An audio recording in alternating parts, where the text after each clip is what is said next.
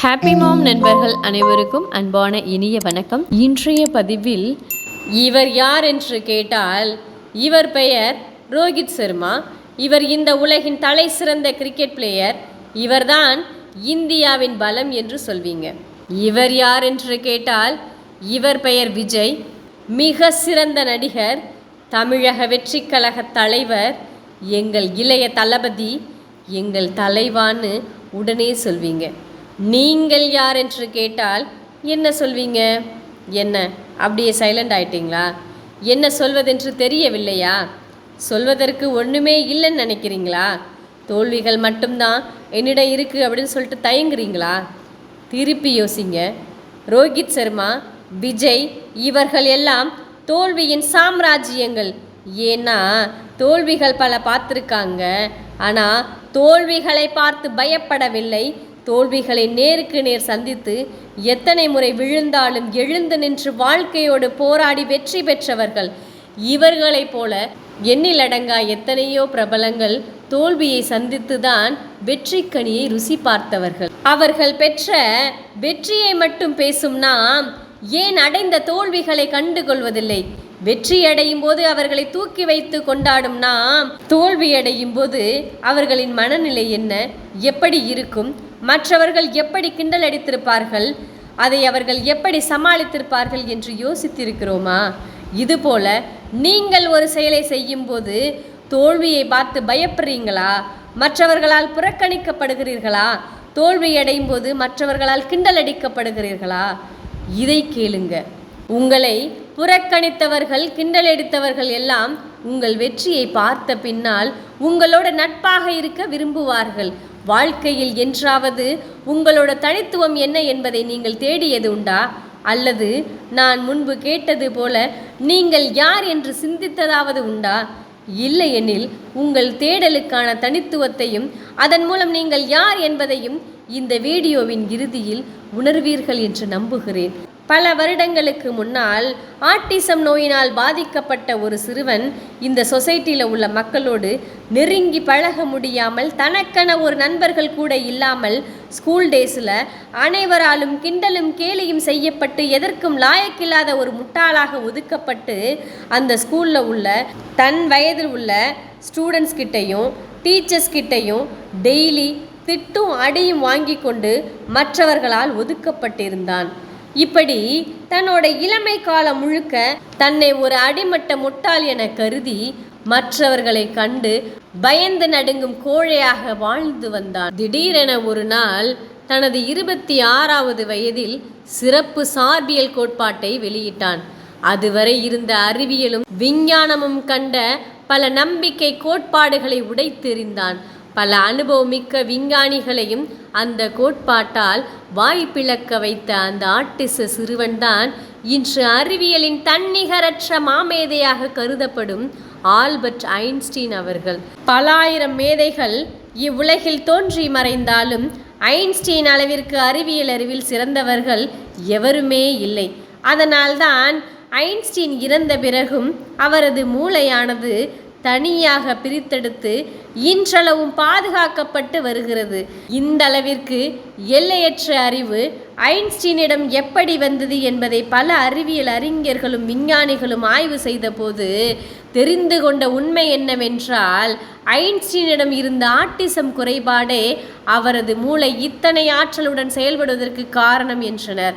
அதாவது எந்த குறைபாடு ஐன்ஸ்டீனை ஆளுமையற்ற மனிதனாக்கி இந்த சமூகத்திலிருந்து ஒதுக்கி தனிமைப்படுத்தியதோ, அவரை சுற்றி உள்ளவர்கள் அவரை ஒரு முட்டாள் என கூறுவதற்கு காரணமாக அமைந்ததோ, அந்த குறைபாடுதான் அவரை இந்த சமூகத்தில், இந்த உலகத்தில் மிக பெரும் தன்னிகரற்ற மாமேதையாக்கியது.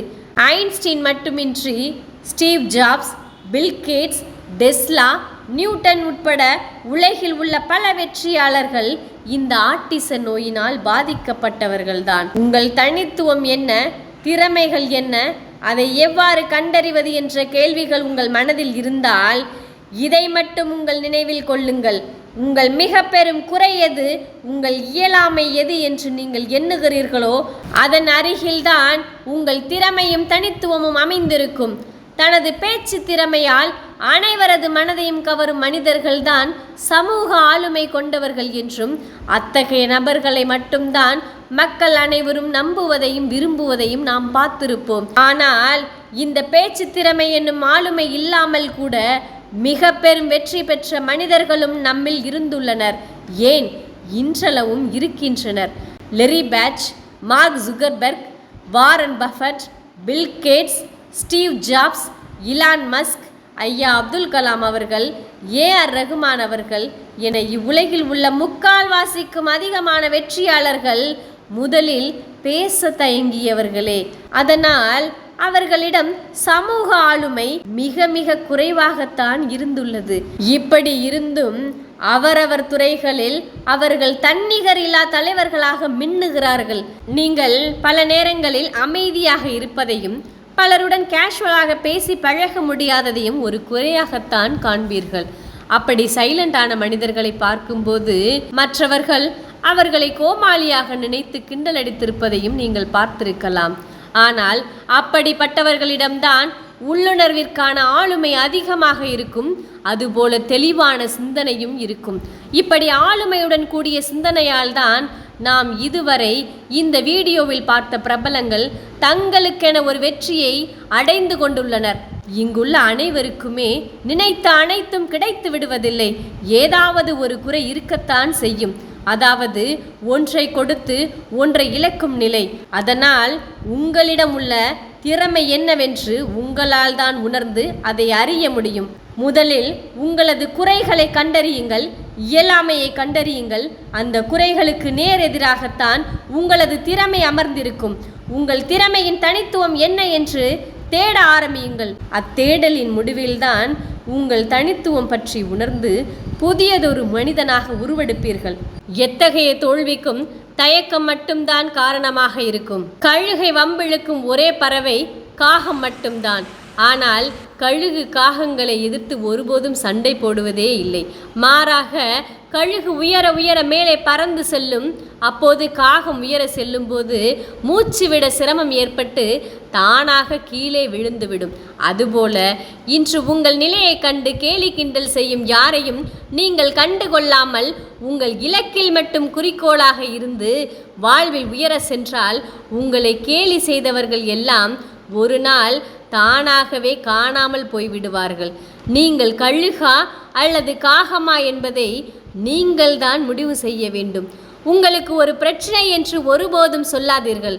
பிரச்சனை என சொன்னாலே கவலையும் பயமும் கட்டாயம் வந்துவிடும். உங்களுக்கு ஒரு சவால் என சொல்லி பாருங்கள், தைரியமும் தன்னம்பிக்கையும் தானாகவே வரும். இந்த உலகில் கடினமானவை நிறையவே உண்டு. ஆனால் முடியாது என்று எதுவுமே இல்லை. அவரால் சாதிக்க முடிந்தது, இவரால் சாதிக்க முடிந்தது என்று பட்டியல் போட்டு பெருமூச்சு விடாமல் நம்மாலும் சாதிக்க முடியும் என்று தன்னம்பிக்கையுடன் முயற்சித்தால் முடியாதது எதுவுமே இல்லை. இதனை வள்ளுவ பெருந்தகையும் தெய்வத்தான் ஆகாதெனினும் முயற்சிதன் மெய்வருத்த கூலி தரும் என்று கூறியுள்ளார். அடைய வேண்டிய இலக்கு அவசியம் என்றால் பாதை கடினமானாலும் பயணித்துதான் ஆக வேண்டும். பழி சொல்ல தெரிந்த யாரும் உங்களுக்கு வழி சொல்ல போவதில்லை. உங்கள் வாழ்க்கை உங்கள் கையில். வாழ்க்கையில் அனைத்தும் சாத்தியமே. நம்பிக்கை என்ற ஒன்று மட்டும் தளராமல் இருந்தால் காலமும் நேரமும் கூடி நம் நம்பிக்கையோடு இணையும் பொழுது வெற்றி நம் வசப்படும். நீங்கள் யார் என்பதையும், உங்களிடம் உள்ள குறை என்ன என்பதையும், உங்களது தனித்துவம் என்ன என்பதையும் இந்த பதிவின் மூலம் ஓரளவிற்காவது உணர்ந்திருப்பீர்கள் என்று நம்புகிறேன். இந்த தகவலோடு இன்றைய பதிவினை முடித்துக் கொள்கின்றேன். இது போன்ற தகவல்களை தெரிந்து கொள்ள ஹாப்பி மாம் சேனலுக்கு லைக் பண்ணி சப்ஸ்கிரைப் பண்ணுங்க. இந்த தகவல் உங்களுக்கு பிடித்திருந்தால் உங்கள் நண்பர்களுக்கும் ஷேர் பண்ணுங்க. நன்றி உறவுகளே, நண்பர்களே.